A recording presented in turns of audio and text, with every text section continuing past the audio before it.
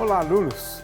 Vamos começar essa disciplina contando uma história bem curta da teoria quântica. Vamos cobrir um período de 50 anos apenas, desde 1900, dando ênfase para até o ano de 1932.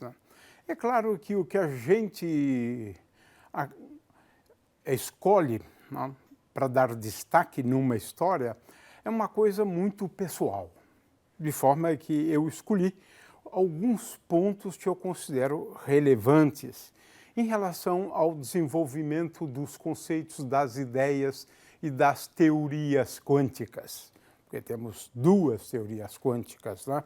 Muito bem, então vamos a essa curta ou breve história da física quântica, né?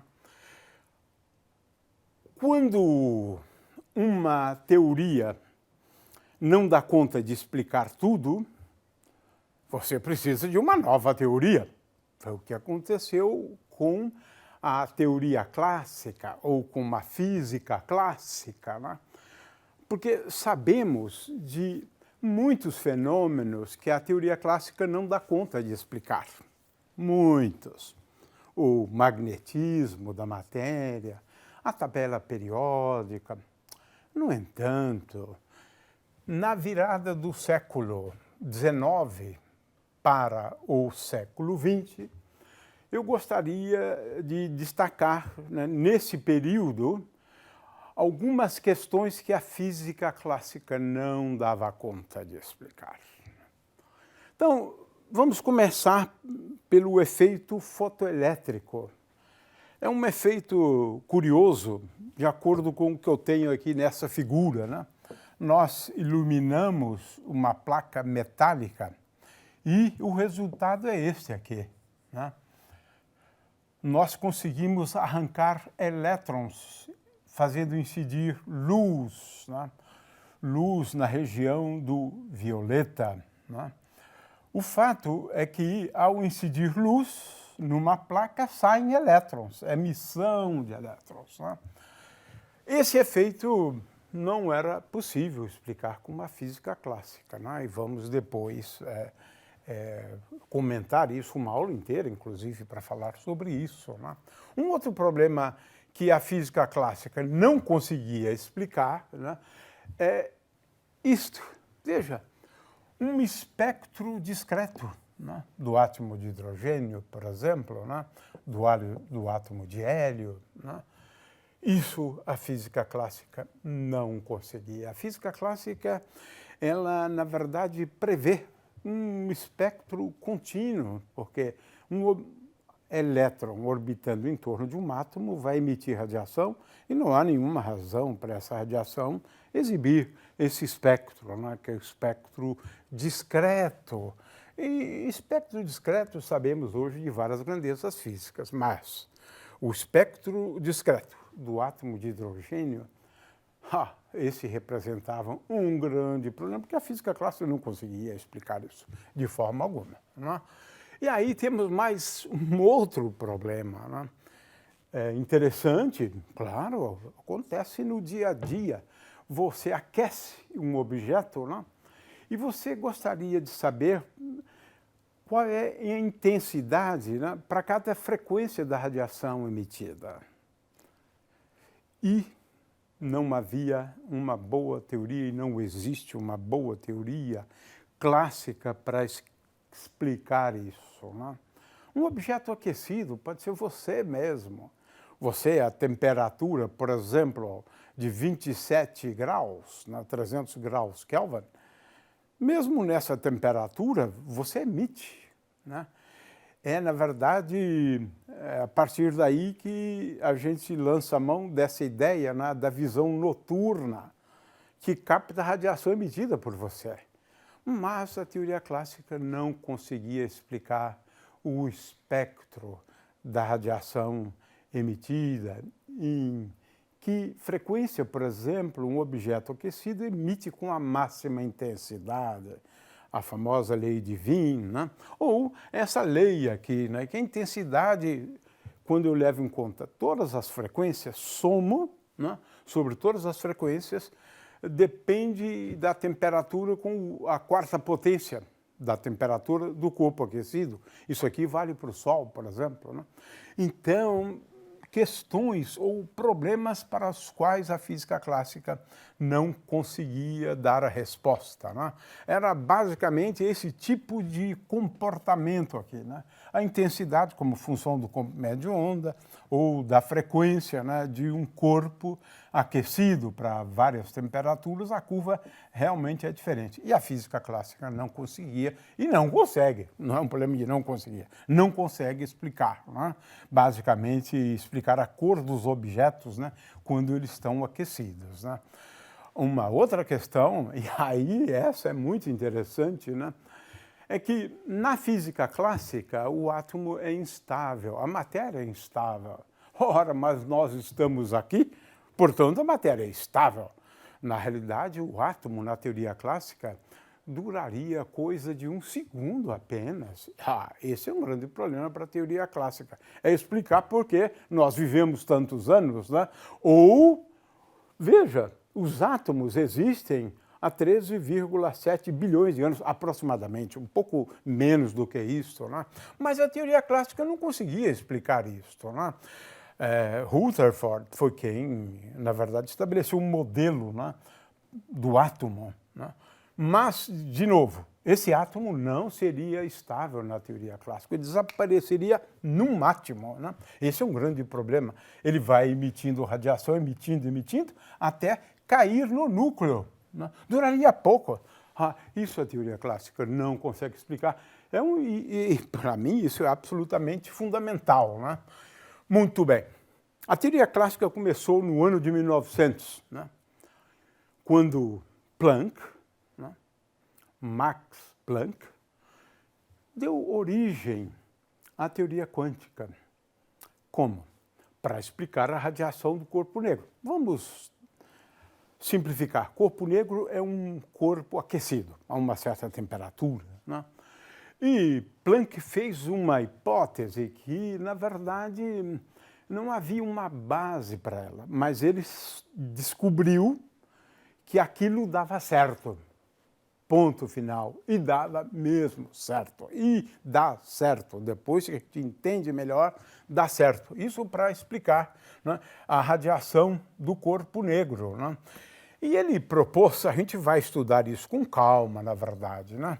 É que a energia, naquela época eles chamavam de um conjunto de osciladores harmônicos. Vamos explicar isso depois, né? Esses osciladores só poderiam ter energias dadas por N, onde o N é um número inteiro. N pode ser 0, pode. 1, 2, 3, 4, 5, 6, assim por diante, né? De forma que essas energias eram energias quantizadas. Aí o nome... Quantum é uma quantidade elementar de alguma coisa, de forma que H vezes Ni seria o quantum de energia desses osciladores, né? Ele propôs isso foi suficiente, a gente vai estudar isso com calma, uma aula para isso, né? O fato é que com essa hipótese, né, da teoria quântica, onde ele propõe que uma grandeza, a energia de um oscilador harmônico é quantizada no sentido mais simples da palavra, N o número inteiro, né, vezes o quantum daquela grandeza. E o quantum da grandeza é Hν, né? H foi uma constante que Planck introduziu na teoria dele, porque, na verdade, tudo depende dessa constante H, né, introduzida por Max Planck. E a gente sabe que ela hoje é igual a 6,67 vezes 10 a menos 34. Aqui tem um problema em relação a esse número, né? Mas o fato é que Planck deu origem, né, à teoria quântica fazendo essa hipótese, de forma que tudo dependia dessa constante, a gente vai ver isso depois. Esse foi o nascimento da teoria quântica. Einstein deu uma outra contribuição para a teoria quântica e até mesmo para explicar o que o Planck havia feito, né, em 1905. Einstein ganhou o prêmio Nobel por esse trabalho, Na realidade, Einstein foi quem iniciou o que nós chamamos hoje de segunda quantização, e Planck também. Né? Não é a primeira quantização, não é a mecânica quântica. Né? Muito bem, a proposta de Einstein para explicar o efeito fotoelétrico, né, é que a luz deveria ser composta por diminutas partículas, depois denominadas fótons. Seriam partículas, de acordo com a própria teoria de Einstein, de massa zero. De forma que, em 1905, Einstein deu uma contribuição absolutamente fantástica, né, para a teoria quântica, mas a teoria quântica da radiação. A radiação agora seria composta por partículas diminutas, de massa zero, conhecidas como fóton. Cada fóton destes aqui, eles têm uma energia, né? Se a radiação eletromagnética tem frequência Ni, então ela seria composta por fótons cuja energia é dada por essa expressão aqui. Proposta de Einstein para explicar, né, o efeito fotoelétrico. Né? A gente vai estudar também o efeito fotoelétrico. O fato é que agora Einstein propôs uma natureza corpuscular para a radiação, para a luz, para as ondas eletromagnéticas de uma maneira geral, né? De forma que, aliás, só, em 1905, já aprendemos que a luz, que as ondas eletromagnéticas exibem um comportamento dual, ou a natureza dual da radiação. E isso é fundamental, né, porque ela requer uma teoria quântica, que é a teoria quântica de campos, né, para explicar esses comportamentos. Veja, o que foi descoberto no início, na verdade, nós aprendemos como formular esse tipo de teoria quântica para descrever a natureza dual da radiação algum tempo depois. Ela veio depois da mecânica quântica. Né? O fato é que essa proposta de Einstein, né, ela foi revolucionária, porque ele introduziu o conceito de natureza dual da radiação para explicar o efeito fotoelétrico. Alguns anos depois, Compton, né, ele, para explicar o que nós chamamos hoje de efeito Compton, vamos depois explicar isso, ele sugeriu, né, que esse efeito poderia ser explicado mediante colisões. Isso, parecendo colisões de bola de bilhar, né? Sim, mas era a colisão entre um fóton, que pode acontecer porque é uma partícula. Na verdade, para explicar o efeito fotoelétrico, Einstein já havia também lançado mão dessa ideia. Né? De forma que, hoje nós sabemos, né, os fótons, essas partículas, elas experimentam colisões, colisões como se foram realmente duas bolinhas de bilhar. Né? Praticamente, ao explicar esse fenômeno, ele deu mais uma razão para Einstein. E hoje nós sabemos que isto é absolutamente verdadeiro. Com isso, nós encerramos a discussão sobre a descoberta da dualidade onda-partícula. É isto. Essa é a primeira parte da história, que praticamente poderia se encerrar em 1905, ou com o trabalho de Compton, uns 20 anos depois. Né? Mas, de qualquer maneira, assim o é.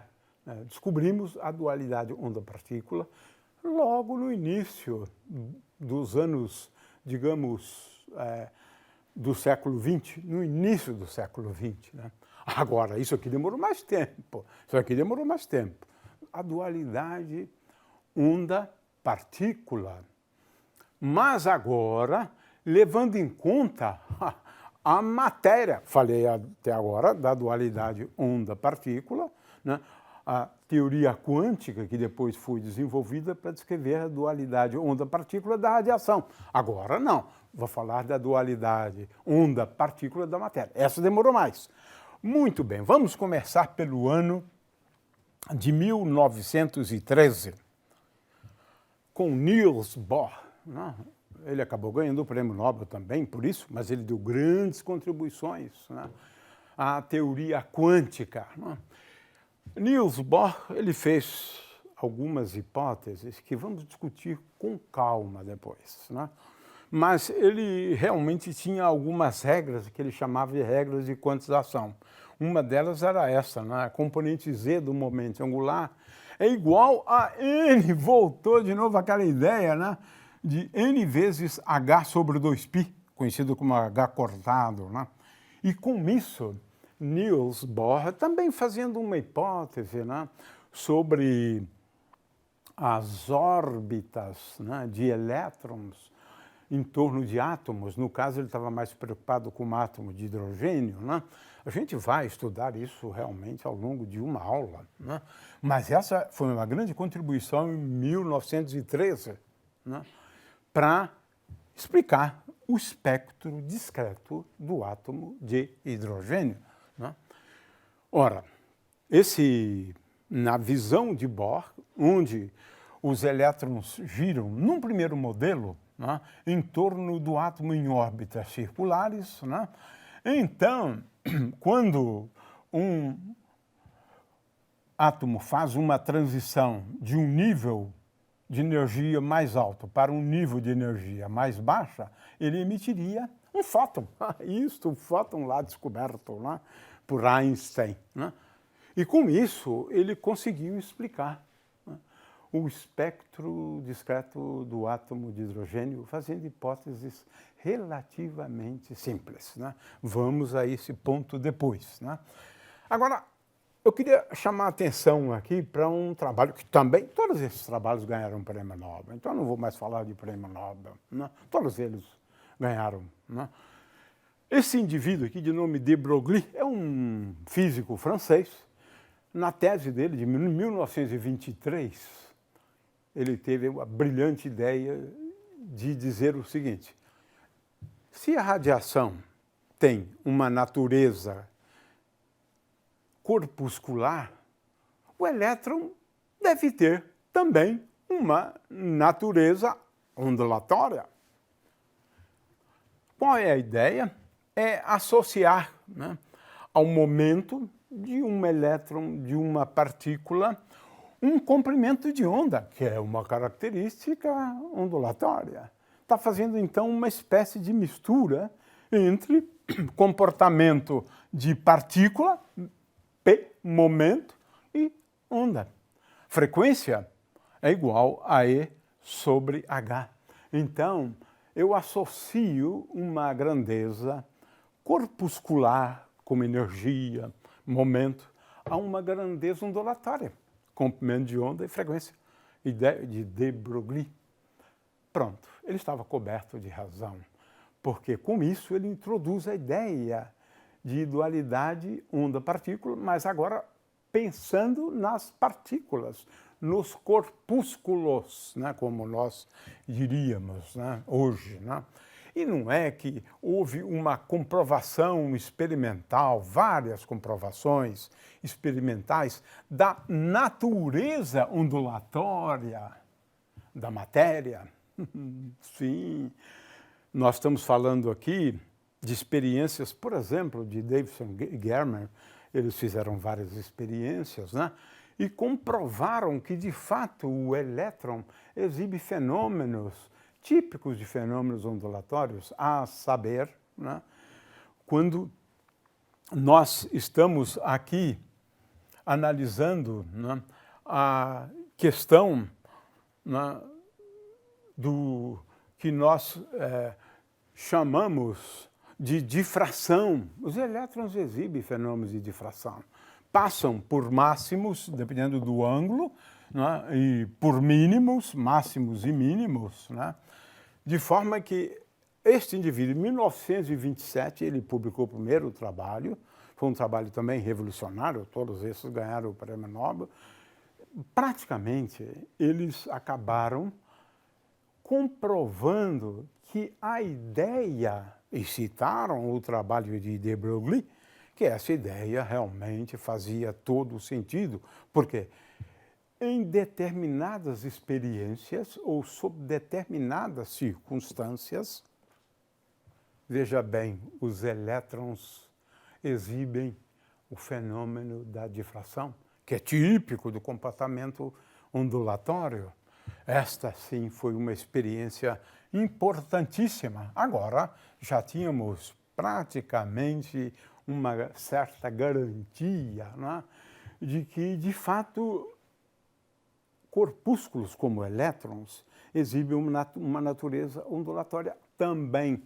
E eis que vem Heisenberg e sugere o seguinte: veja, se tudo acontece em relação à matéria, como acontece em relação às ondas, logo deve haver uma limitação experimental.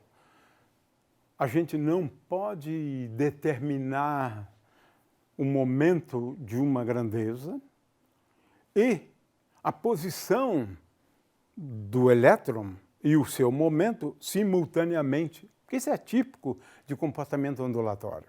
Vamos dar uma aula sobre isto aqui, né? Muito bem, de forma que esse já foi também um outro avanço. E esse mesmo Heisenberg, Werner Heisenberg, ele deu início a uma nova teoria, a teoria quântica, né? É claro que, no primeiro momento, isso não ficou muito claro, mas depois dos trabalhos de Max Born e de Jordan, isso ficou bem claro. A preocupação de Heisenberg era, digamos, uma nova proposta envolvendo, olha só que coisa curiosa, né? Envolvendo a cinemática, a posição e o momento, porque na teoria hamiltoniana essas são as variáveis cinemáticas, né? Então ele propunha uma nova cinemática, onde eu não represento uma grandeza clássica como a posição de uma partícula e o momento dela como números. Não, ele propõe como se fora operadores. Na verdade, matrizes. E a preocupação deles, no primeiro momento, era apenas a quantização do oscilador harmônico. Ele desenvolveu, então, todo um formalismo para o oscilador harmônico, né? Ora, Schrödinger foi quem obteve, ainda antes dos anos 30, né, praticamente ao mesmo tempo, né, daqueles desenvolvimentos, Schrödinger escreveu uma equação. Essa aqui é a equação de ondas da matéria. A equação de Schrödinger, vamos utilizar muito a equação de Schrödinger, que é um dos elementos importantes, mas não é o elemento mais importante da teoria quântica, mas é um elemento importante para uma função, né, conhecida como função de onda, né? De forma que ele escreveu a equação de ondas de matéria, né?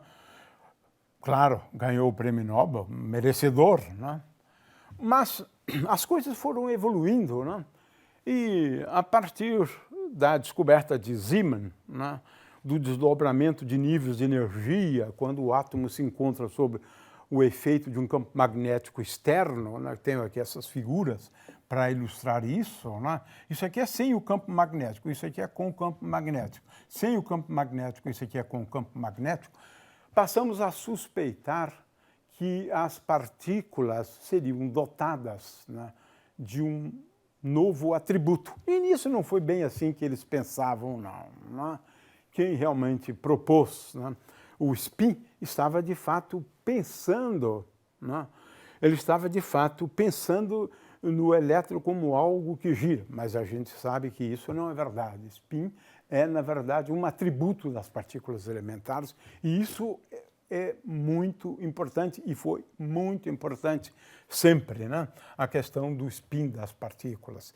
Um pouco antes de 1930, um experimento famoso de Stern e Gerlach, que praticamente comprovou experimentalmente, né, a existência do spin das partículas. Você tem aqui um feixe de partículas passando por uma região na qual o campo magnético não é um campo magnético uniforme, e isso faz com que esse feixe se divida em dois, um aqui e outro atingindo esse outro ponto. E é fácil explicar, levando em conta a interação do spin com o campo magnético dessa região aqui, né? Isso a gente vai também explicar um pouco depois, né? Um outro grande desenvolvimento para a teoria quântica, importantíssimo, foi devido a Dirac, que ajudou muito no desenvolvimento da teoria quântica. Vamos ter tempo para falar sobre isso. Dirac escreveu uma equação relativística, levando em conta também, né, a teoria da relatividade, né? Muito bem, essa equação marcou um tempo famoso, fantástico. Por quê? A interpretação da solução dessas equações, ou da equação de Dirac, levou Dirac a concluir que uma das soluções da equação dele descreviam partículas de carga elétrica oposta à do elétron, a que chamamos hoje de positron. Não demorou muito, né, e descobriram o positron em 1932. E aí chegamos praticamente aos desenvolvimentos mais importantes nos primórdios, né? Poderíamos encerrar a história aqui, mas devemos continuar, porque, afinal de contas, né, ainda faltava o desenvolvimento da segunda quantização, a teoria quântica, para descrever, por exemplo, a interação, né, de elétrons, utilizando a ideia de que os fótons seriam partículas intermediárias dessas interações, né? E essa teoria, ela foi, na verdade, desenvolvida lá pelos anos 50. Essa teoria é a teoria quântica de campos, agora voltada para descrever as interações eletromagnéticas. Essa teoria é a eletrodinâmica quântica, desenvolvida por Feynman, por Tomonaga, por Schwinger, né? Muitas pessoas, Dyson, muitos cientistas deram grandes contribuições à teoria quântica de campos, e que é a teoria que, na verdade, leva em conta a natureza granular da matéria e da radiação. Essa teoria, por outro lado, é uma teoria quântica que é compatível com a teoria da relatividade. E é a única teoria envolvendo campos e que leva em conta os dois princípios, né, quântico e da teoria da relatividade. A gente deve parar aqui, mas sempre lembrando que existem duas teorias quânticas, né?